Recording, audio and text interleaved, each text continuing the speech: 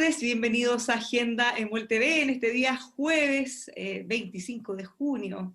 Hace un par de meses, pasado el 18 de octubre, Daniel Mansuy, académico de la Universidad de los Andes, escribió en una columna en el Mercurio, analizando justamente lo que había pasado, que Maquiavelo enseñaba que cuando los apetitos sociales no pueden expresarse por canales institucionales, se las ingenian para hacerlo por otras vías. Asimismo, José Antonio Veragallo, exministro de Estado, ha hecho un trabajo de joyería al traducir una de las obras más clásicas de la historia de la política, que es El Príncipe de Maquiavelo. ¿Qué puntos de unión podemos encontrar en lo que está pasando ahora con la pandemia y lo que veníamos arrastrando con el estallido social en Maquiavelo? Lo abordaremos en profundidad juntamente con ellos dos. Le damos la bienvenida a Daniel Mansuy, profesor de la Universidad de los Andes, investigador del Instituto de Estudios de la Sociedad. Bienvenido, ¿cómo está, Daniel? Muchas gracias, muy bien, Bárbara, gracias por la invitación. También estamos junto a José Antonio Veragallo, exministro de Estado, también director de Chile Transparente. ¿Cómo está, José Antonio? Bienvenido. ¿Qué tal, Bárbara? Saludo a Daniel. Bueno, justamente este punto que nos une, quiero aprovechar de invitar a todos los que nos estén viendo a que puedan mandar sus preguntas, comentarios en la caja de chat. Estamos transmitiendo completamente en vivo hoy en Agenda Emol TV. Bueno, cuando nosotros pensamos en Maquiavelo, ¿en qué estamos pensando, José Antonio? Yo creo que el primer pensamiento que se viene es de un pensador malvado, o sea, de alguien que de alguna manera no le importa, o sin escrúpulo. Es como la figura negativa que se formó poco después de su muerte. Él murió en el 1527 y que nos ha llegado hasta hoy.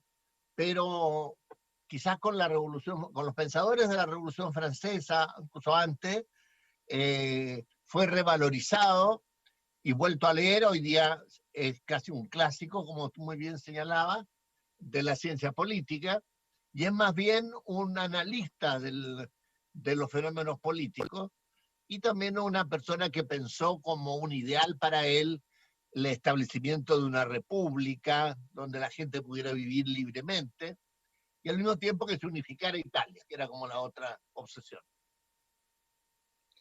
Esta mala fama viene probablemente de esta frase muy tradicional que se le ha atribuido siempre, que ya se ha descartado respecto a que el fin justifica los medios, Daniel.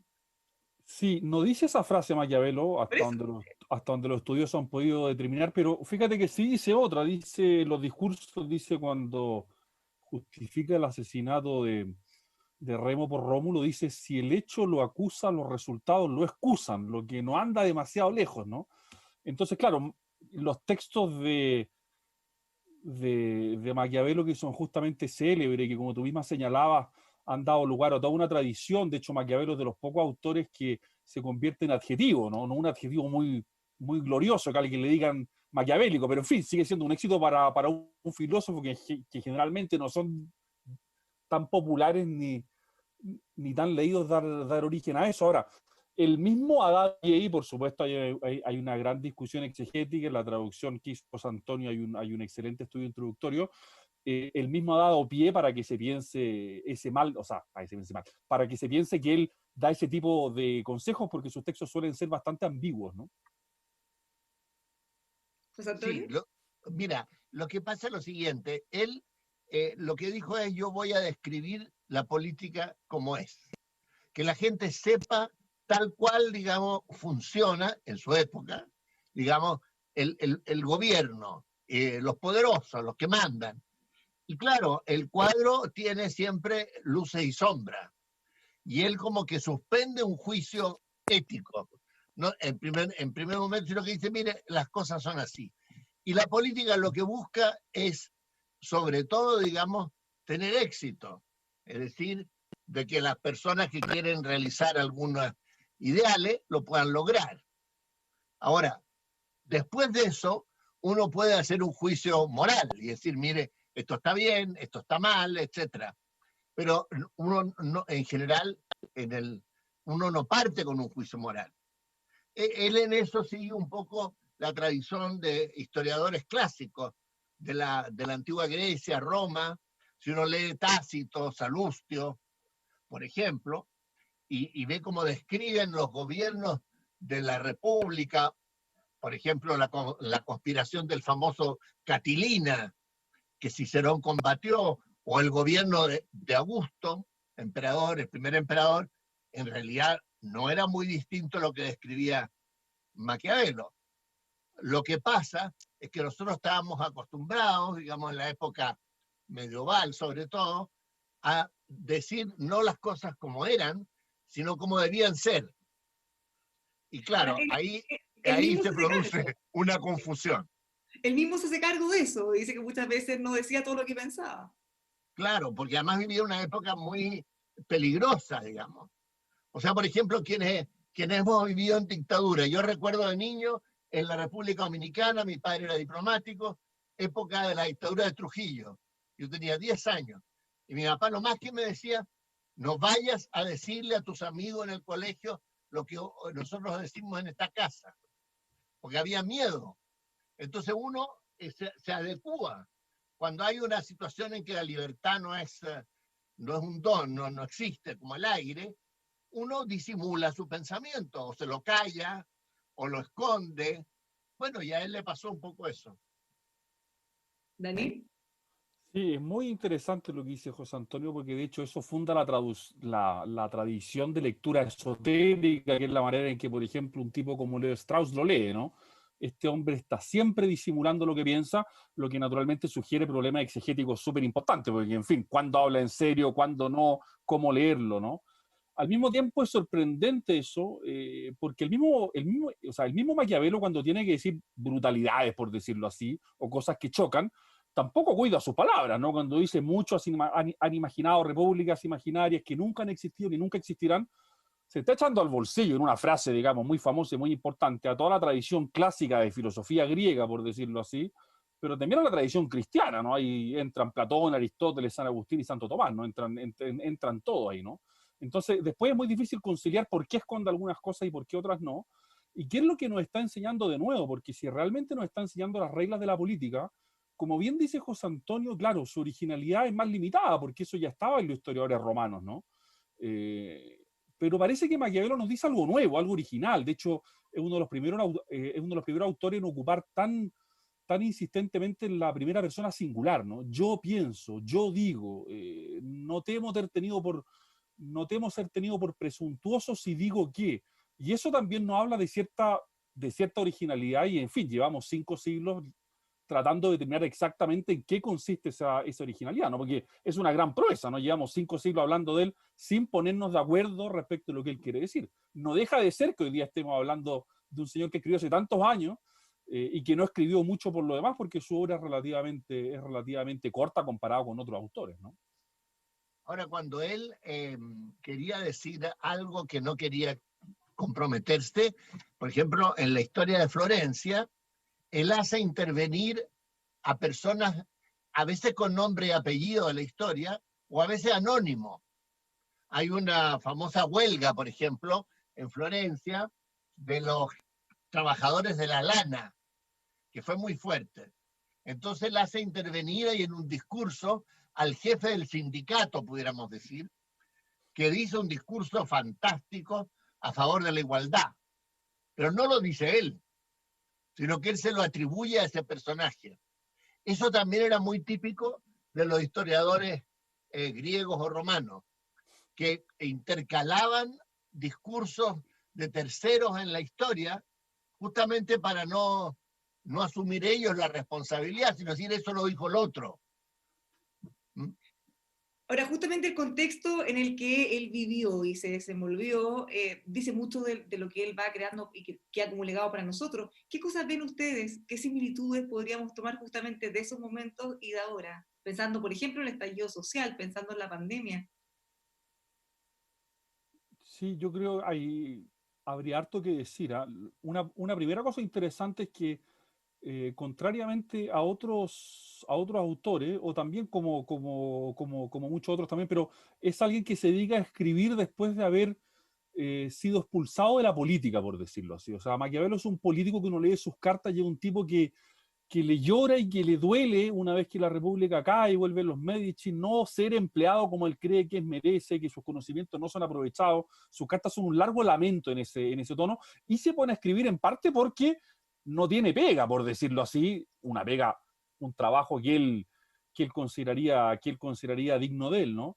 Y de las cosas importantes, yo creo, de lo que ha pasado en Chile, yo creo que tiene una teoría de la fundación política que hoy día vuelve a ser muy importante. Yo creo que está en el origen de cosas que piensa, por ejemplo, alguien como Carl Schmitt.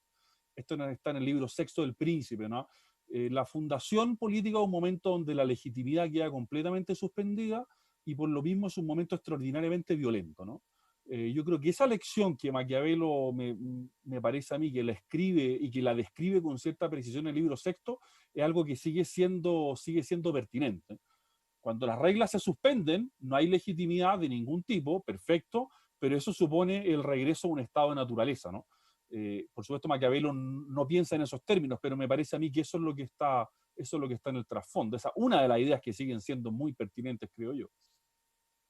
Sí, y lo otro es que muchos estudiosos ahora dicen que nosotros estamos viviendo un momento, ellos dicen maquiaveliano, en el sentido de que la crisis que surgió en el Renacimiento, que él vivió muy intensamente, la crisis de Florencia, la crisis de Italia, la crisis de los valores, de los principios, etcétera, es lo que estamos de alguna manera viviendo. Por ejemplo, él se inventó la imprenta poco antes que él estuviera en la vida pública, nosotros se inventó la Internet. Todo eso son ampliaciones del conocimiento a más gente, a más círculos. Cayó el Imperio de Oriente, Bizancio cayó en manos de los otomanos y resurgió con fuerza el Islam.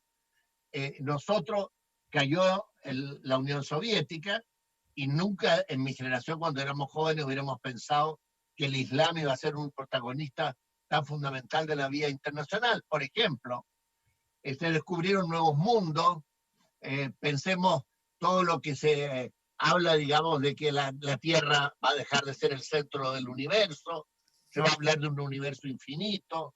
O sea, hay muchas cosas más generales del campo internacional y también del campo de las ideas básicas que uno tiene en su cabeza. Entonces, también surgen nuevas organizaciones políticas. Se unifican los estados nacionales en Europa, el Reino de Francia, el Reino de España, el Reino de Inglaterra, el Imperio Germánico, salvo Italia, digamos, y nosotros estamos viendo que surgen nuevos actores internacionales muy importantes, países gigantescos, que son la China, la India, Estados Unidos, Unión Europea, y en América Latina, cada país pequeño en América Latina, aunque sea incluso Brasil, al final terminan contando poco en la escena internacional. O sea, hay muchas cosas que a uno le darían para reflexionar. O sea, claro, si estamos en la apertura de un nuevo mundo, yo no sé si eso es así o no, pero hay datos que pueden permitir que eso hay que pensarlo. Claro, Maquiavelo es precisamente el autor que en los albores, en los primeros albores, principios del siglo XVI, se da cuenta de que hay una realidad nueva y quiere sacar las conclusiones intelectuales de eso, ¿no? En eso yo creo que Maquiavelo es realmente un visionario en el sentido de que en un momento muy temprano hay que pensar que los filósofos políticos importantes modernos son 100 años posteriores, son del siglo XVII, ¿no? Uno después tiene que ir a Locke, tiene que ir a Hobbes, ¿no? Hobbes escribe el Leviatán en el año 1649, o sea, 140 años después de lo que escribe Maquiavelo. Maquiavelo en un momento muy temprano de la modernidad es quizás el primero en verla en toda su radicalidad, ¿no? Y de ahí que cueste tanto entenderlo y leerlo, porque si es que es verdad que la vio, bueno, vaya hombre inteligente, ¿no? Y, o sea, vaya hombre con condiciones intelectuales, por decirlo así, ¿no? Ahora, si uno aterriza a Chile, a hablar de cosas bien contingentes, como estabas tú mismo diciendo, Bárbara, por ejemplo, el estallido social, uno lo puede leer también como fruto de una ruptura entre las distintas élites del país y una gran masa de gente, que pudiéramos llamar el pueblo, la gente, en fin, da lo mismo la denominación, pero que de alguna manera se defiende. ¿De qué se defiende esa gente? Se siente abusada. Una de las grandes reivindicaciones, ¿no es cierto?, es la dignidad. O sea, no quiero que me abusen en la letra chica, en el contrato, en fin, en todas las cosas que sabemos, la pequeña o gran corrupción, las colusiones de las empresas, el mal manejo de la política. Entonces la gente dice, ¿sabe qué más? no, no más. Entonces, el desafío es, por ejemplo, si hubiera, digamos, un proceso constituyente, cómo establecer una constitución, no que sea una república ideal, como bien decía Daniel, eso no va a existir, pero sí por lo menos una institucionalidad que restablezca los nexos para resolver los conflictos. Los conflictos van a existir siempre. El problema es cómo encauzarlos, cómo orientarlos. Él se lamentaba mucho que la República Florentina no era una verdadera república, porque había vivido todas las crisis, que Savonarola, que los Medici, nunca había tenido digamos, había sido como él se imaginaba, o la República Veneciana, o la República Romana, en fin. Bueno, nosotros podríamos decir en Chile llegó el momento en que restablezcamos una nueva república en base a toda nuestra tradición, pero asumiendo los desafíos que tenemos. Podría ser una lectura posible, digamos. Sí, es interesante eso porque de hecho Maquiavelo piensa mucho en esos términos en casi una protodivisión de clases, ¿no? Están los pocos y los muchos, ocupa distintos términos, ¿no? Pero los muchos que quieren, o sea, perdón, los pocos que quieren oprimir y los muchos que desean simplemente no ser oprimidos, y piensa mucho en esa dicotomía casi proto-marxista en algún sentido, ¿no? Pero al mismo tiempo juega un papel importante y algo que estamos viendo, si es que sumamos octubre más pandemia, digamos, que es lo que nos toca vivir hoy día, es el papel del miedo, ¿no? Porque Maquiavelo también dice que la república, por ejemplo, para ser efectiva tiene que producir miedo en la población por lo menos cada 10 años. Dice que hay que infundir terror, esa es la expresión exacta que ocupa, ¿no? Porque el miedo es fundamental para producir orden político. Eso es algo que hoy día nos gusta poco, porque no querríamos tener miedo, ¿no? Pero el miedo para Maquiavelo es un gran factor ordenador, ¿no? Y el ejemplo de Borgia, que está en El Príncipe, es uno de los ejemplos preferidos de él, porque alguien capaz de generar el miedo que genera a su vez disciplina política, ¿no? Eso la filosofía política posterior intentó, ¿cómo decirlo?, domesticarlo o atenuarlo, porque ahí Maquiavelo tiene tesis que son muy radicales y que son poco amables, ¿no? Y que suman también una crítica brutal a la tradición cristiana de su época, ¿no? Porque consideraba que el cristianismo no era suficientemente duro y no era capaz de instaurar un terror, ¿no? Dice cosas políticamente incorrectas que no voy a repetir porque hoy día los tiempos son muy complicados para eso, ¿no? Pero dice cosas muy duras en ese sentido. Bueno, cada época tiene su lenguaje, sus conceptos y su cultura. Uno eso lo podría traducir hoy día, en vez quizás de miedo, de decir respeto. O sea, que la autoridad sea respetada. Él dice, a la autoridad le conviene más ser amado, al príncipe, al gobernante, ser amado o ser temido. Uno podría decir hoy día en un lenguaje más moderno, ser estimado o ser respetado. Y no hay duda que conviene más que sea respetado. O sea, él reivindica mucho el buen funcionamiento de las instituciones y el imperio de la ley, siempre que, dice claro, estas no funcionen a favor del pequeño grupo que detenta el poder, sino que funcione en favor del bien común, del bien de la gente, digamos. Ahora, dado lo que está pasando y lo que ustedes mencionan también, si estuviera Maquiavelo hoy y pudiera ver lo que está pasando en Chile, por un lado, en el caos, lo que está pasando incluso en estas discusiones de proyectos inconstitucionales, de saltarse la ley, ¿qué piensan ustedes que él pensaría o qué recomendaría hacer? A ver, él decía que para que una organización política se pudiera mantener, tenía que renovarse y tenía que volver a recordar los principios que estaban en su origen, porque la simple inercia lleva a la decadencia. La gente, decía Daniel, los que mandan tienden a abusar, los ciudadanos se relajan, ya no hay virtudes cívicas y como que se pierde la primavera que había al comienzo. Si uno piensa en la transición a la democracia, había ahí una serie de ideales, de principios, etc. Bueno, hubo mucho éxito en el país en muchas cosas, pero se fue de alguna manera, se fue carcomiendo, se fue debilitando. Entonces, yo pienso que una de las cosas que podría recomendar es que si queremos mantener el sistema político y no caer en la barbarie, digamos, es importante renovar las instituciones, repensar las leyes fundamentales, volver a poner en primer lugar las virtudes cívicas, el valor de la libertad, de vivir civilizadamente, de respetarse. O sea, hay que hacer un esfuerzo por actualizar, digamos, los fundamentos en este caso nuestro, de la democracia. Claro, yo creo que junto con eso, Maquiavelo diría, y sería interesante aquí escuchar al mismo José Antonio, ¿no? Porque si es que en la lectura que yo hago de Nicolás Maquiavelo, el miedo juega un papel importante, entonces yo le diría así, porque el miedo, claro, tiene una connotación peyorativa, pero voy a tratar de decirlo sin connotación peyorativa, ¿no? Hay una generación en Chile que vio cómo la democracia se destruyó y vio los efectos que tuvo la destrucción de la democracia, una larga dictadura que tuvo muchos efectos que José Antonio conoce mucho mejor que yo. Y esa generación, por tanto, le asignaba un valor fundamental a la democracia y a las instituciones como aquel muro que nos separa de la barbarie, por decirlo así, ¿no? Y por tanto eran muy conscientes de que ese muro había que cuidarlo, de que no siempre era el mejor que uno pudiera tener, pero ya que conocíamos la alternativa, para decirlo en términos hobbesianos, la anarquía, digamos, es peor que esto, sin ninguna duda.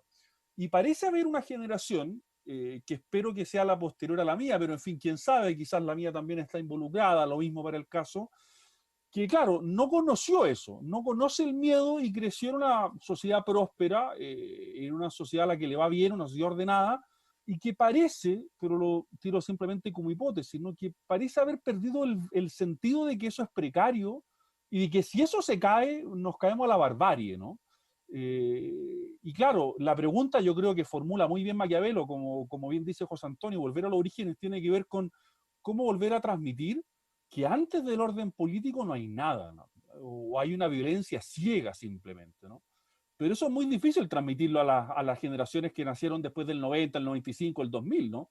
Los alumnos que uno tiene en la universidad hoy día en primer año nacieron en el 2002, 2003, ¿no? Entonces, para ellos el primer gobierno de Sebastián Piñera era cuando eran niños, ¿no? Y hay algo ahí generacionalmente que parece haber cambiado mucho, ¿no? No, eso es totalmente cierto. Y el problema es cómo transmitir eso, y eso no es fácil, porque cada generación tiene su horizonte y tiene su historia, y nace con un ímpetu, y además es positivo que así sea. El problema es cómo se establece el diálogo entre ese ímpetu de cambio y quienes, habiendo vivido más tiempo, le dicen, mire, por ahí, si usted es tan impetuoso, se puede tropezar fuerte, digamos. Quizá una fórmula es leer novelas latinoamericanas, digo yo. Por ejemplo, si uno lee la última novela de Vargas Llosa, bueno, ahí se ve el horror de las dictaduras de Guatemala, de la República Dominicana, o la famosa fiesta del chivo, digamos, también sobre Trujillo, o conversaciones en la catedral, que después llegó la dictadura de Odría en el Perú. O sea, tal vez las novelas sea una forma, digamos, de conocer o de sentir otros mundos. Pero leen poco también los jóvenes a veces hoy. Porque Maquiavelo, además del republicanismo que está presente sin duda, pero en El Príncipe sobre todo, también está la tentación del gran hombre, ¿no?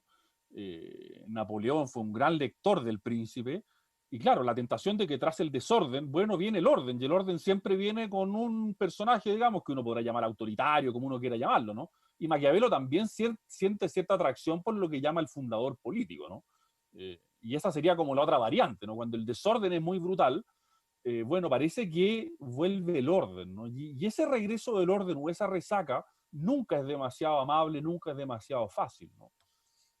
Eso está tomado, digamos, desde el pensamiento, digamos, de Aristóteles, de Platón, en que incluso del famoso Homero, cuando se discute, digamos, cuál sea la mejor forma de gobierno, porque Aristóteles dice que cuando la igualdad y la libertad no están en equilibrio en una sociedad, en ese momento se produce una cierta anarquía, lo que está diciendo Daniel, y surge entonces el demagogo, el salvador, el que puede ser un militar, un civil, etc. Por ejemplo, nosotros tenemos el caso de Bolsonaro, por ejemplo, o de Trump. por poner dos ejemplos, o de Putin en otro caso. O sea, estamos llenos hoy día en el mundo que nos rodea. Y estos personajes a veces son totalmente disfuncionales, porque hay un último libro de un constitucionalista americano en que muestra algunos de estos fundadores o líderes que fundaron efectivamente una república. Entonces habla de Gaulle en Francia en el año 58, de Nehru en la independencia de la India, de Mandela en Sudáfrica, del Estado de Israel. O sea, en que realmente ese líder o ese conjunto de líderes logran fundar una república. Pero en América Latina tenemos lo contrario, lo que tenemos es el líder populista, se llame Chávez, se llame como se quiera llamar, que funda una, o intenta, digamos, toma el poder para salvar la situación y después se queda en el poder, a veces se corrompe y el país queda peor, digamos. O sea, es una mala experiencia nuestra.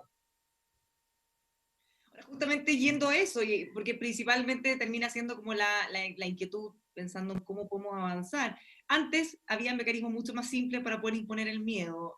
Ahora, si lo lleváramos al respeto en este caso, y por otro lado, estas generaciones que parecieran no temerle a nada o no respetar, no confiar, no hacer caso, ¿cómo lo equilibramos entonces? ¿Cómo nos ganamos ese respeto ahora? Es muy difícil. Ahora, otra consideración importante, yo creo, que está en Maquiavelo y que es una lectura que yo creo que es pertinente recordar porque es una lectura que hace un trotskista francés del siglo XX, que es Claude Lefort, que a partir de la lectura de Maquiavelo critica el totalitarismo soviético.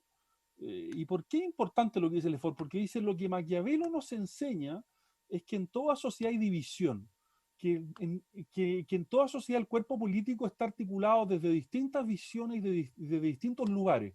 ¿Qué es lo que hace Lefort con eso? Rompe una ilusión, ¿no? La ilusión comunista, soviética y totalitaria, que es la de convertir al cuerpo político en algo unitario, ¿no? El cuerpo político se resiste a eso, dice Lefort. Insisto, esto es una crítica que viene desde una izquierda muy dura, pero que leyendo a Maquiavelo se da cuenta de las trampas del totalitarismo, ¿no? Más o menos en los años 50, más o menos. Y con esto conecto con tu pregunta, Bárbara. Yo creo que una de las cosas a las que Maquiavelo nos enseña es que las sociedades modernas tienen cierto desorden, tienen pluralidad interna, y es imposible reconducirla a un principio simple, ¿no?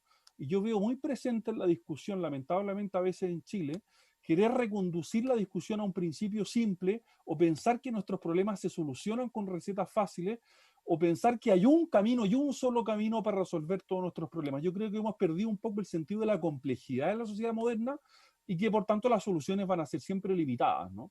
Y en ese sentido Maquiavelo es un baño de realismo político para moderar nuestras expectativas. Por favor, no para no tener expectativas, porque la política no funciona sin un horizonte, ¿no?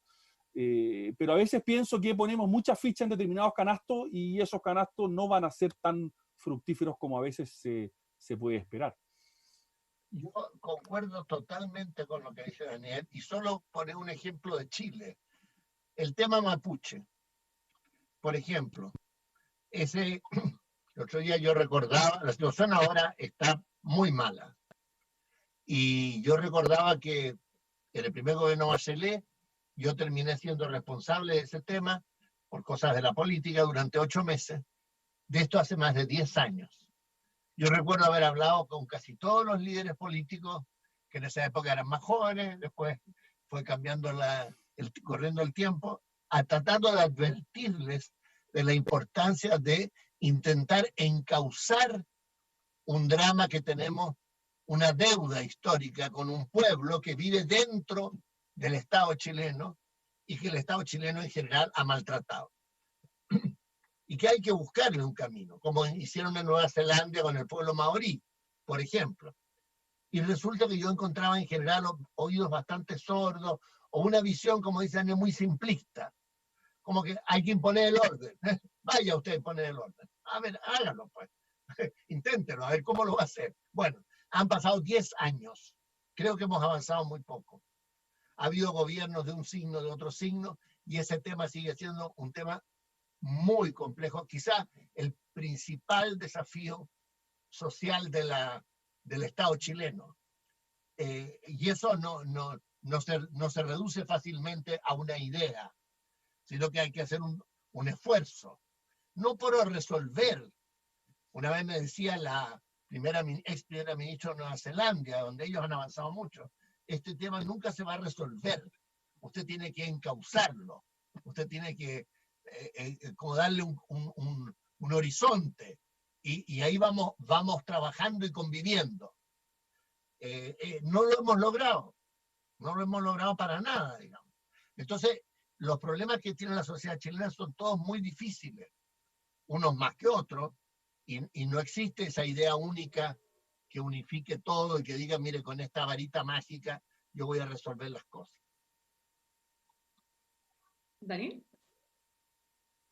Sí, no, el problema al que alude José Antonio, además con su propia experiencia, digamos, es un poco, a ver, ¿cómo decirlo? Es duro escucharlo, ¿no? Porque claro, hay conciencia en al menos parte de la clase política hace años que esto es un gran problema. Nadie parece ha sabido muy bien cómo abordarlo. En rigor, si uno lo lleva para atrás, esto tiene más de 10 y 20 y 30 años, sino que, en fin, nos lleva más de un siglo, y quizás uno podría llevarlo más atrás. Y es el típico ejemplo de Maquiavelo que también dice cuando usted no toma el problema al principio y después solamente se le agranda y se le complica la cosa y después se hace incontrolable, ¿no? Y efectivamente es exactamente el tipo de problemas donde intervienen muchos factores y es muy insatisfactorio el discurso por el orden público porque no tiene efectivamente mayor sentido. Dicho así, o solo eso, aunque naturalmente hay que mantener el orden público, pero claramente es completamente insuficiente esa salida. Y un problema extraordinariamente complejo, y para agregarle más complejidad, porque, en fin, como José Antonio lo hace, porque de hecho lo han hecho bien, pero el ejemplo de Nueva Zelanda, que es interesante porque lo han hecho bien, pero omite el hecho básico de que en Chile hubo mestizaje, ¿no? Y que por tanto decir ustedes y nosotros en Chile es mucho más difícil de lo que en los países de colonias sajonas, donde no hubo el mestizaje tan profundo como hubo en Hispanoamérica, lo que complica mucho más el problema, porque el problema de los mapuches, o el problema mapuche, es que los mapuches también son chilenos, ¿no? Pero también son un ellos y un nosotros a la vez, y por tanto fijar los límites ahí es extraordinariamente complicado. ¿Qué decía Maquiavelo de los problemas cuando ya llegaban al nivel de incontrolable? Bueno, decía en general que había que tratar de tomarlos en su inicio, pero también decía que si la autoridad no tiene una solución clara, puede ser que si se apresura en resolverlo, los agrava. O sea, lo que tiene que haber es, como quien dijera, una especie de ensayo-error, pero al mismo tiempo desde una cierta concepción en que las cosas van a ir por el camino correcto. Porque si no, es como tirarle leña al fuego, digamos. Ahora, hay otro caso en Chile que es muy interesante, también me tocó, que demuestra toda esta complejidad política, que es la isla de Pascua, Rapa Nui. Nosotros al final, digo Chile, estableció una reforma constitucional que dijo que la isla de Pascua tenía que tener un estatus jurídico propio, especial. Entonces se creó una comisión, estoy hablando hace muchos años atrás, para que la Rapa Nui se dijera cómo se quería gobernar. Exactamente, han pasado más de 10 años y la gente de Rapa Nui no se pone de acuerdo. Se pelean los alcaldes con el consejo anciano, con no sé qué. O sea, porque es el experimento más fantástico que uno podría imaginar de la fundación dentro del Estado de Chile, de una organización autónoma. Y no ha habido caso que la gente se pueda poner de acuerdo.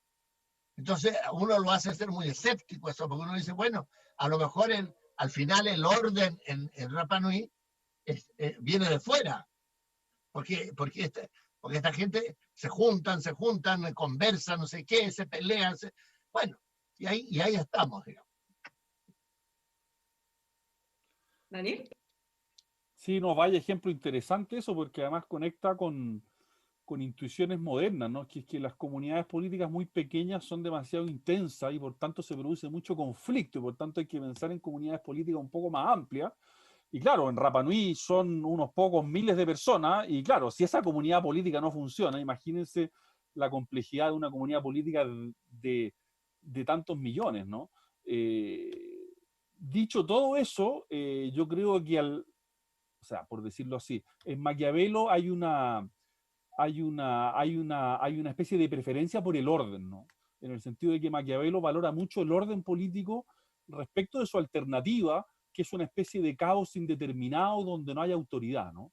Y en eso me parece a mí que El Príncipe es muy explícito en ese sentido, pese a que en otros libros puede que lo matice, ¿no? Y por eso mencionaba antes la figura del gran hombre o del hombre providencial, ¿no? Que viene a fundar un orden y que viene ya, vamos a pararla con esta revuelta, vamos a pararla con esto y vamos a fundar un orden a partir de esto, ¿no?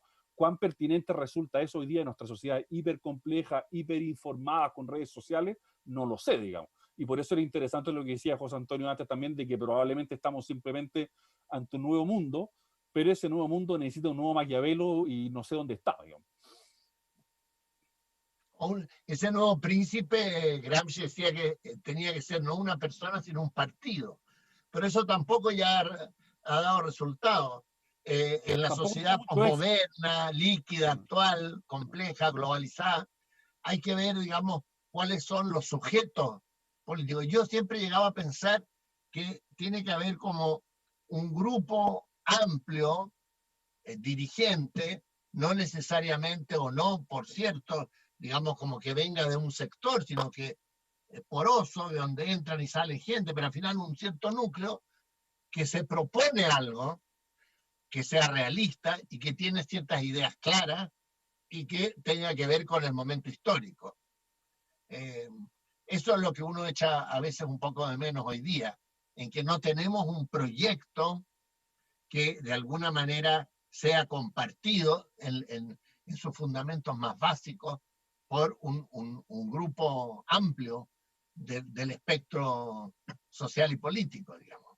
O lo tenemos tal vez, pero no explicitado, pero faltaría más legitimidad para decirlo como esto es lo que queremos, esto es lo que queremos hacer con Chile en tantos años. Unos querrán más una cosa, otros más otra, pero dentro de ciertos parámetros básicos que no son comunes. Eso sería muy importante. Bueno, eso lo hemos abordado justamente en varias agendas respecto a que en el pasado teníamos quizá ejes que ayudaban, más izquierda, derecha, mucho más nítido, o la dictadura, por ejemplo, un lado y el otro, pero ahora eso está mucho más, como se usaba el término era líquido, es mucho más difícil hacer un proyecto que pueda convocar a muchas personas, las causas son múltiples.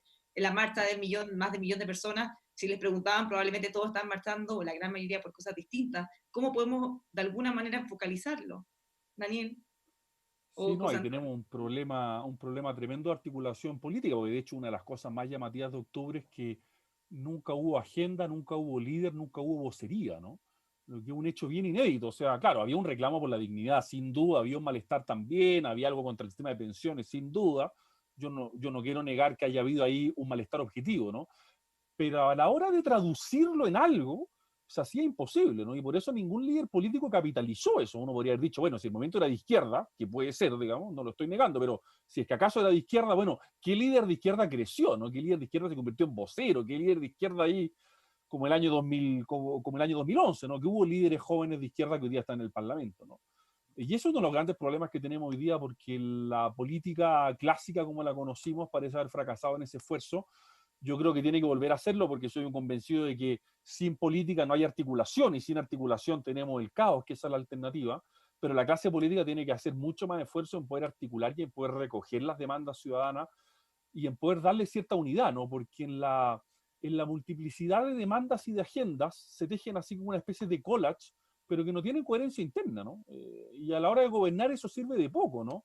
Hoy día yo pienso esto hace algunos años, no es tan difícil ganar elecciones como gobernar, ¿no? Porque para gobernar después tú tienes que darle coherencia a lo que estás haciendo y a tu propia mayoría, ¿no?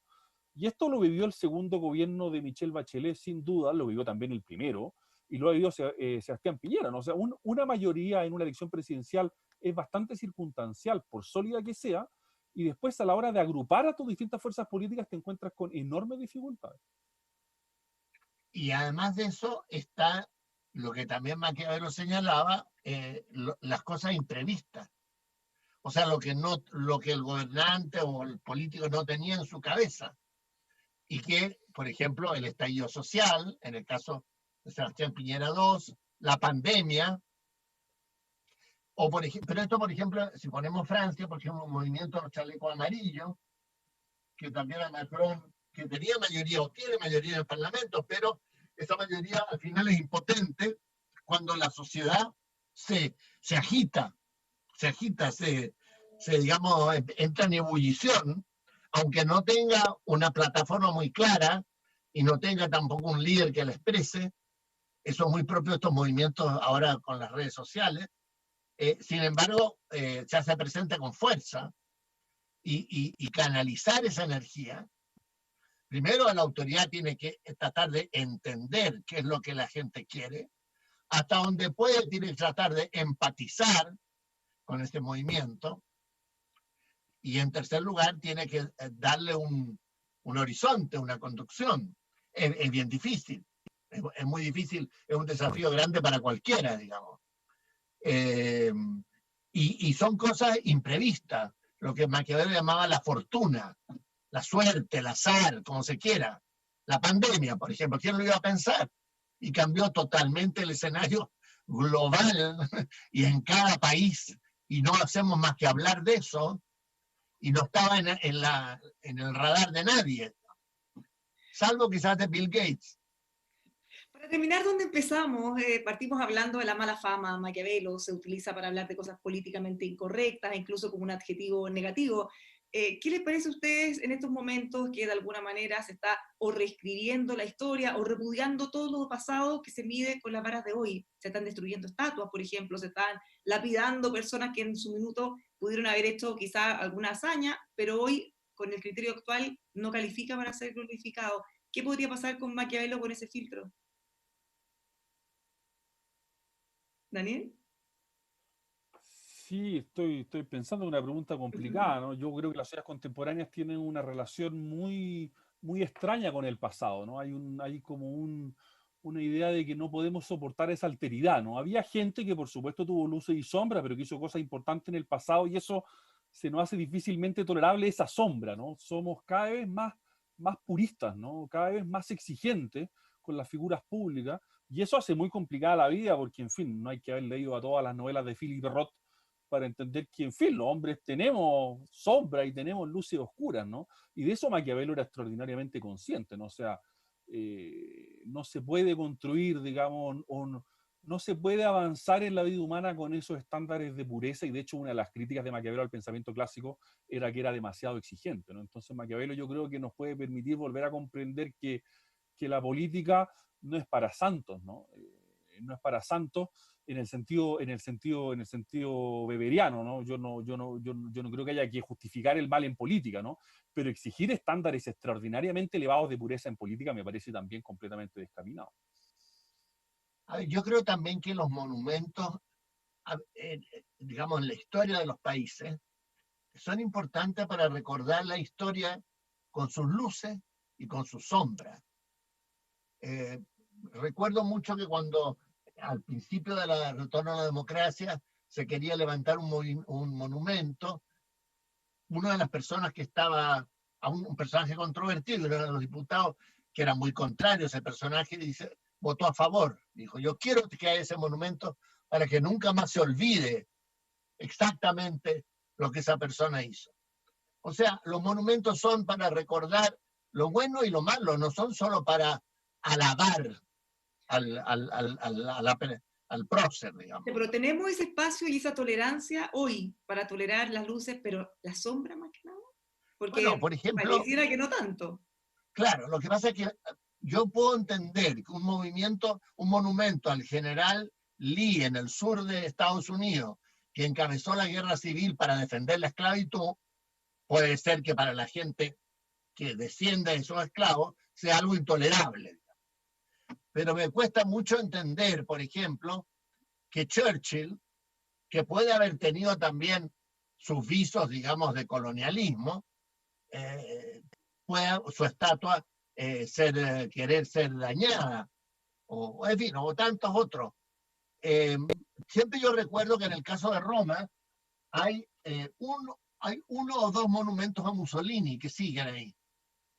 Y siguen ahí, ¿por qué? Porque la gente dice, hay que recordar que existió Mussolini y que hizo tal y cual cosa. y hay que enseñarle a los niños lo que significó el fascismo. Bueno, yo creo que mucho depende de la educación cívica.